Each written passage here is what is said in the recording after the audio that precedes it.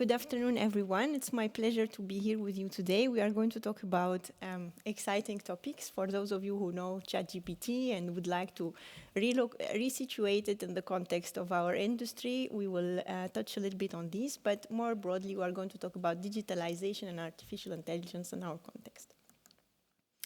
So why is it important? It's not only me who says that, or also Guillaume. There are many leaders in the industry, in the tech industry, of course, who say that organizations who are not taking this digital trend will simply fail.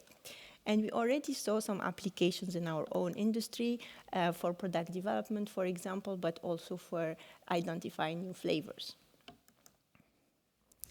We are the small sibling in this word for food safety, and it's true that our applications are not always well described when it comes to digitalization. So maybe some of you or some of your colleagues who are microbiologists faced with establishment of HACCPs and doing microbial risk assessment have been faced with the situation. So as soon as you are done with your HACCP system, something changes. It's your supplier, it's a piece of equipment, you name it. And then all of a sudden you need to redo it all over again. It's very manual work, it's very tedious. And guess what? To answer to consumer needs, we need to innovate, we need to put more and more products on the market, and this requires speed. So digitalization could be a way for us to go around this challenge. Before we go further, I would like us to take just a moment to reflect on maybe words that are perceived as synonyms, but in fact are very different. So let me first talk about digitization. So this is the simple fact of taking something that is in an analog format.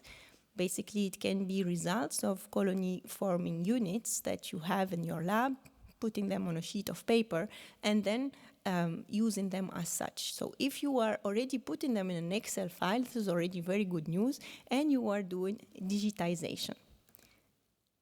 The next step, of course, is digitalization. So here we are going to start having processes that use these digital assets in order to start some automation, maybe, and give you some insights and visualizations. And then comes what we call the digital transformation. So this is when the digital culture is really embedded in your DNA as an organization, and this is really where you are starting to really take advantage of it and to provide value to your customers. So what are the pillars of this digital transformation? So of course you need to start by having a strategy, and by having the strategy you need to really clarify what is it that you hope for. So it can be really aspirational at this stage. Of course, culture is important because you need here to promote your aspirational goal through this digital transformation. So people need to believe in the culture that you are putting in place.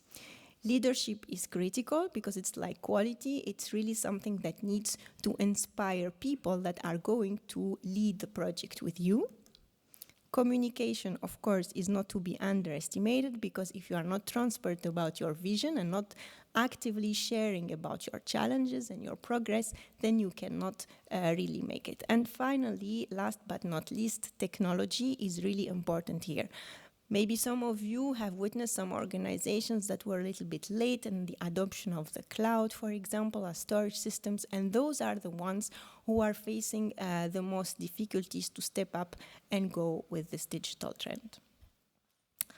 So I like to present the digital transformation as a journey, and we are all on this journey at different levels. In the food and beverage industry, I will have a little Menti for you afterwards to tell me where you think we are, but let me first explain to you the different steps. So the first step, or the stage one, is pre-digital. So this is business as usual. We don't really have anything digital there. Then you start being in so-called reactive mode. So what is the reactive mode? Is when you start to collect data as you are facing problems. You are trying to organize this data, and you are trying to build visualization. It can be on simple Excels, just with a simple sheet of paper. You just are going to organize your data in a way that makes you able to take decisions. After that, you are going to start to automate. You are going to reuse data. You are not only going to generate data as you need them, but to have an idea proactively on what you need, and then what are the dashboards that can be useful to you to facilitate your decision making. So this is where we can start talking about data pipelines, so that are taken from the field and then go up to the level of the dashboard, and this is dynamically updated and automated. Next comes the most exciting part, which is the predictive part. So here we are going to be able to predict from our knowledge of the past what is going to happen in the future. Guillaume talked about this in the analytical field today, so this is why I, on purpose, a little bit shifted the presentation that I am making towards control measures more than really on analytical aspects, which you have discovered this morning. All of this needs to be aligned with a clear mission to support the vision of the company to go to this digitalization. So here, let's see if technology works. I would like you to take this Menti with me, so you can either connect by taking the barcode, or you can connect with your computer to the mentimeter.com and enter this code. So if you can do that, and at the backstage, if you can click on that link, please, it will help us a lot. So the question is, in which stage do you think we are in this digitalization or in this digital transformation? Are we in the pre-digital, the reactive mode, so starting to have things put together, proactive, trying to automate, or predictive?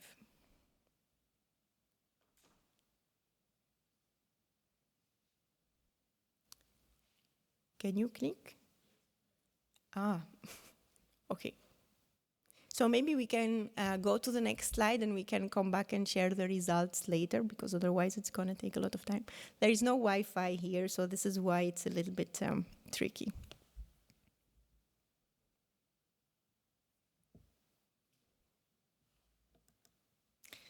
So my guess when I did this poll with others is that we were between levels 1 and 2. And this is very typical of the image that we have now. Maybe we will have a surprise with this audience and we will be a little bit more optimistic.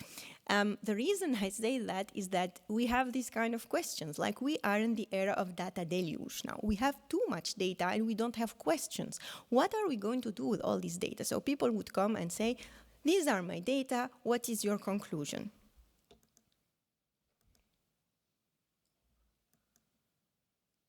Mm-hmm.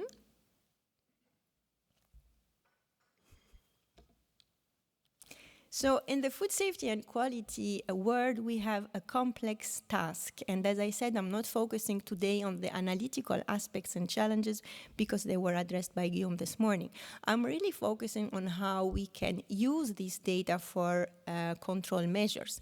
And here, in fact, we have a very good framework that is quite old, in fact, so it's more than 20 years ago that the ICMSF have introduced this concept. So we have the different levels or of the supply chain that are described in this graph, and each of these links is producing data, of course. So we have data on primary production, and this can be, for example, how many animals get salmonellosis, because this is a big production and it reminds me of my old life, and I have a colleague here from that era. So yeah, how many animals got salmonellosis, for example, or how many are vaccinated? Then we move to the manufacturing, and here, of course, you will have other types of information. You can have information about cleaning and disinfection, you can have information about heat treatments, you can have information about environmental monitoring, you name it. Transport, we are already getting a little bit further from the product itself, where we could have time temperature monitoring, for example. You can have information on the environment and on geolocalization. So these data are quite diverse. And at the far end of it, we can have metrics about health, like how many consumers got sick from the consumption of a particular food. So how are we going to put all these data together, especially that they are coming in different formats, right? Some of them are structured, well-structured in databases, and some others are less well-structured. If you receive, for example, a RASP alert, how are you going to interpret this? So this is where we still need, in my opinion, human intervention. Because guess what? We don't have a crystal bullet here that would tell us what will happen, but what we have is our wisdom, and we can rely on a very wise scientist who said that to tackle complexity, you still need to simplify it to small pieces that you can, in fact, tackle. Again, citing ICMSF here, they came up with this equation. I promise this is the only equation you will see today.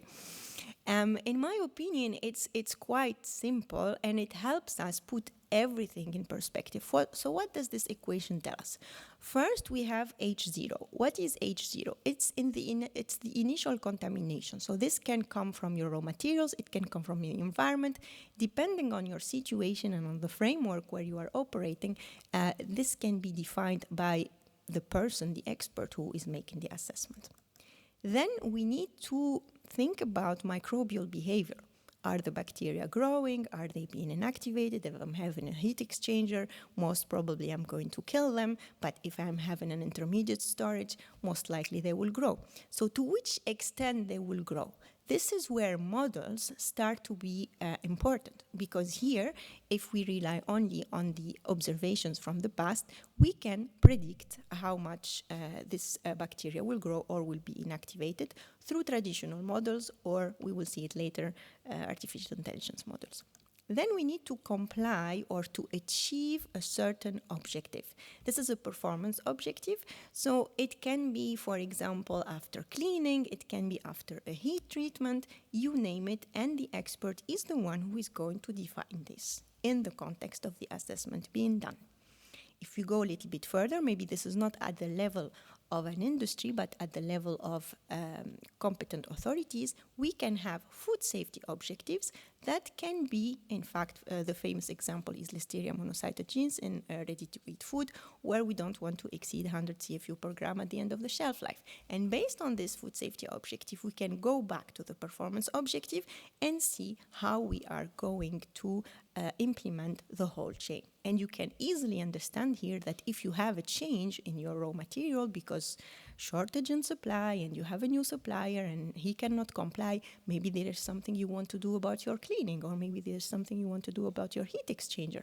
So this is the dynamism that is that we are faced with today, but it is absolutely possible to tackle it if we keep in mind this methodology.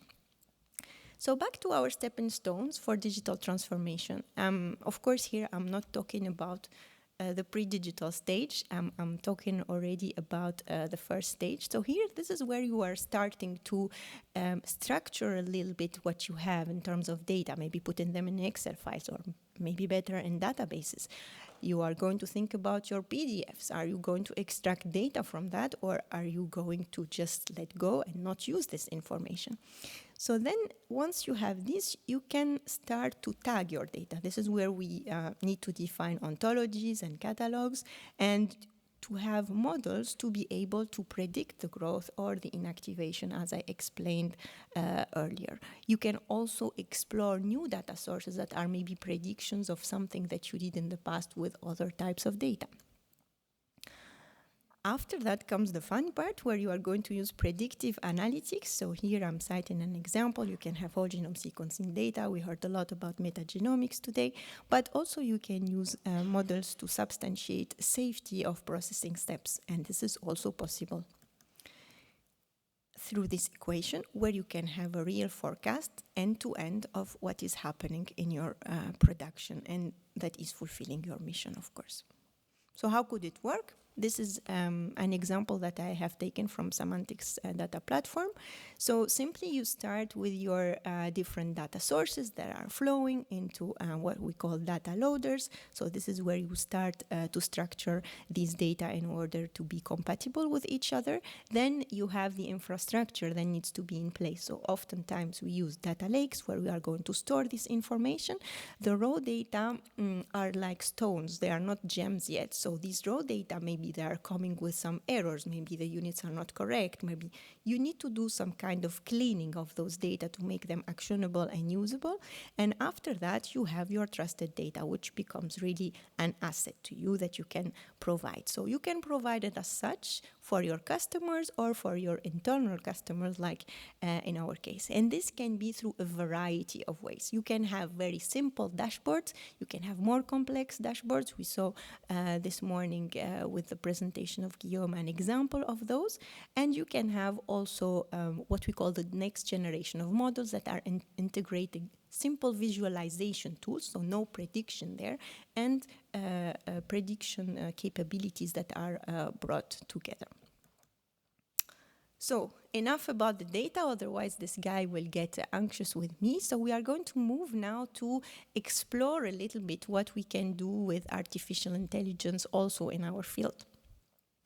So this is not new. Sorry, the slide is a little bit busy. I'm not gonna read through, obviously, but just to let you know that at the end of the day, artificial intelligence is just intelligence of machine and software as opposed to the intelligence of humans. But it's largely inspired from that. It can go beyond only because of big data. So there is no artificial intelligence if we don't have a critical amount of data and also computing power. So now maybe you've heard about quantum computing. So this is believed to be the next generation that will help us even accelerate more. I'm not sure this is a good thing, but this is what specialists are telling us. And of course, we have the use of artificial intelligence that is gaining more and more traction and is helping us because we have less bias in our decisions because now they are based on data.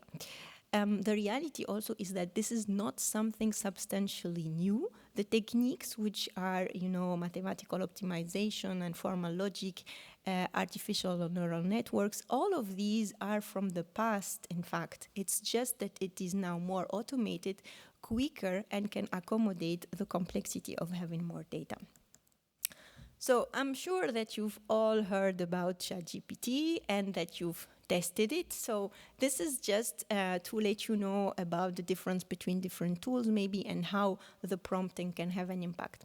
So in this first example, I just gave it a very broad question. As you can see here, I would say, okay, let me know about scientific work using artificial intelligence for microbiological food safety and risk assessment. And this is the answer that I got. Quite okay-ish, I would say, but as often the case with artificial intelligence, the devil is in the details. So it is giving me information about predictive modeling and pretending that this is something that was done already in the 2020 years, so way before the era of artificial intelligence. So I asked here to have really a substantiation of the claims that were given to me by references, simply references. And maybe you were also exposed to this. It is called the ChatGPT hallucination. So you have an example of a paper that actually does not exist. And this is normal if you think about the way ChatGPT and large language models are being used or are producing these results. It's only linking items by the probability of these items being linked together. So it's not a common, it's a common knowledge that Listeria and Salmonella and poultry are really close together. So there is high probability that there is a paper about these two aspects together. And if you think about the authors, maybe one has published something about Salmonella and the other one has published something about poultry, but then there is high probability that these people would produce a paper together. So this is how we end up having publications, fake publications of people who never wrote articles together. So this does not exist. But this was already the old version. All of this is evolving and quite fast. So today, for example, they are trying to fix that one. Another tool that you are maybe aware of is Bing from Microsoft. And I would like you to pay a little bit attention here to the prompt, to the question I have asked. So here I formatted in a slightly different way. I'm putting myself into what we call a persona. So who am I? I am, or I'm asking the tool to be, a well-known food safety scientist. So this is because the tool can provide us answers for a 5-year-old child or for a well-known scientist. But if we don't give the information upfront, then it would generate whatever it thinks is the best. So by clearly defining our scope and what we want, we optimize our chances of getting better results. Then here I picked one of the, I think, the buzzwords of today. So I asked to have information about Lactobacillus acidoterestris in beverages in different geographies. And I asked to substantiate with links that are live links. And I asked it in a very explicit way. I said, if it's a dead link, then try over again until you have a good one. So this is what I got. So maybe some interesting information about the heat resistance of Lactobacillus. And why not? I mean, interesting information. Nothing about the geographies that I was asking it about. But okay, it was kind of acceptable because this time the link actually directed me to a true article. So moving forward, I was like, okay, maybe there is not so much information about Lactobacillus because I knew this is, as you mentioned today, quite a secret pet that we keep in-house. So I said, okay, what about something more, obvious, like Listeria and melons? So exactly the same prompt, but now I changed the microorganism, and this is what I got. So here, it was able to provide me with a table. I can see the source, I can see the prevalence, I can see the concentration, I can see the references, I can even extract it in an Excel file. And those data are substantiated with true links. I verified them. So I think it's quite a good tool. Think about all the meta-analysis. If you ever done this exercise, it takes you already so much time to structure the information in this. So if we can have an AI that helps us do that, it's already, I think, a good step for me. So let's try once again. Maybe this time it will work. And now I would like you to go again to this Mentimeter and share with me if you are familiar with these LLM tools, so ChatGPT and co. If you think or you have used already these for your work. And scale 1 is you disagree, and scale 5 is you strongly agree. So for this one, if you have never used it for your work, you could go and put 1. And if you did, then you could put something between 1 and 5. 5 means that you are using it every day in every task. And then maybe you are using it for your leisure time, booking vacation, for example. I know that there are people who are using these, and apparently it's very effective. And then the last 2 are really linked to your perception of this AI. So do you think that these tools are useful at all, with 1 being, okay, you disagree that they are useful, and 5 meaning you agree?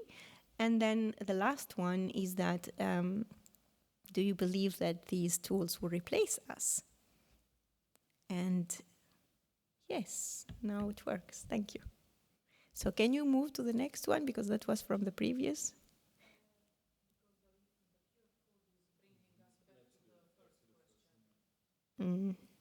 Okay, so technology is not with me today, so sorry for that. Maybe we can do something about it later. So yeah, can you come back to the, thank you. So yeah, and so back to our question. there are a lot of data, and what we start to see is that we see less and less experience among our people. So in my opinion, it's not the right question here. These are the data. What is your conclusion? A good question would be, these are the data, and my question is XYZ. How can you use this data to help me solve my cleaning issue? Or how can you use this data to identify the source of contamination? Something like this. And then we know how to do that, okay? So the expert in the traditional way would structure these data in a certain way to have their responses and so on.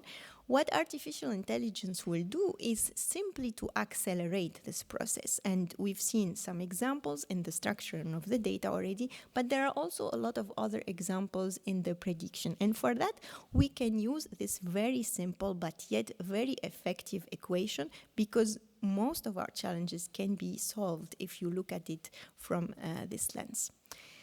So what a data-driven food safety system could look like based on what we saw. So, okay, first there is an early warning signal. So this can be anything that you are scouting for, maybe through, reviewing your RASF alerts or reviewing the recalls and outbreaks databases and things like this. There are here some systems like SGS, GG Comply. I don't have any incentives with them, but just as an example, you can also use local or digital newspapers that are telling you about trends or things that you would like to watch out for. And then the second step is the signal assessment. And here in the signal assessment, you can, for example, if there was a reported RASF alert for a specific ingredient with a specific pathogen, you can see if your suppliers are among the list of suppliers that are, concerned by this one. You can also check internally your dashboards if you have made any use of this raw material monitoring that you are doing for compliance, then you can have an idea. Is it an increasing trend, or am I seeing anything that would make me think that this is an early warning signal that I should consider in my own supply chain? And then we can start to predict the impact that this can have, that this increase can have on our production. Based on that, we can produce recommendations. So these recommendations would be, for example, to increase the raw material monitoring, to change maybe the specification because it's not possible to do sourcing anymore if you really increase this specification. Maybe you would need to combine this with a change in the processing if you think this is relevant. And then you can also look at finished product increased verification. So to the question, will AI replace us? I think that my answer would be not that soon, because we still need the human component. And for those of you who are old enough to have seen the movie The Fifth Element, you can see that there is still in this space the need to have really our expertise to guide all these developments and make it meaningful. So it's work in progress. Maybe sometime in the future this will become a reality, but I don't anticipate this is coming soon. And we also need to watch out for these remaining challenges, structuring the data sources. So I know that the genomics community, for example, has done a tremendous work of structuring with Genome Tracker, for example, and others that allow them to go really fast in the process of taking insights from their data. If we look at the control measures, justification studies like challenge tests and others, we are not there yet. So this is hampering really the development. The technological constraints, of course, your IT security colleagues may not be very happy if you start to tell them that you are using ChatGPTs. I know that some companies internally built GPTs to answer to these needs. So this is something that each organization is tackling in their own ways. The interpretation of the models is also something not so easy, so especially the deep learning models, and this is not a surprise because we have people that are not really trained to understand these outputs. Think about it, if you even have a prediction with a confidence interval and you are trying to see if you are meeting a certain criteria after a certain time, if you look at the average response, you will achieve it with a certain time. If you look at it at the higher confidence interval, then the time is shorter to achieve the same target. So what do you choose? What is acceptable? What is the acceptable risk? And this is something that the regulators need to tackle. We talked about training and adoptions by the users, which is not something easy, especially if people feel that they are threatened and of losing their jobs. So we need really to make sure here to reassure and to put everybody in their place. Regulation and specific standards. You might have heard about the AI Act that was issued in Europe. Let's see how this is going to be perceived by other markets and if it's going to help us or, on the contrary, limit us. And then, of course, ethical considerations. So OpenAI and the other companies who are producing these LLMs, I'm not sure that they are really truly respecting GDPR. Where are they getting all this data from? This is a good question, but nobody's asking it for the moment. So with this, I hope that I gave you some insights about this exciting journey ahead of us, and I thank you for your attention.